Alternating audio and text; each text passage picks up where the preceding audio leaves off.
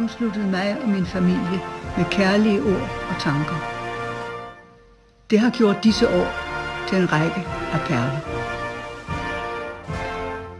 Den støtte og bistand, som jeg har modtaget gennem årene, har været afgørende for, at jeg kunne løfte min opgave. Det er mit håb, at det nye kongepar vil blive mødt med den samme tillid og hengivenhed, som er blevet mig til del.